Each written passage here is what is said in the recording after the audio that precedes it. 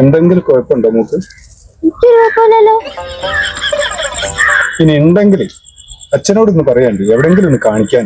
ഞാൻ ഈ മൊബൈൽ വീണ് പോയിട്ടൊന്ന് എടുക്കാൻ പറഞ്ഞതാ കുട്ടി.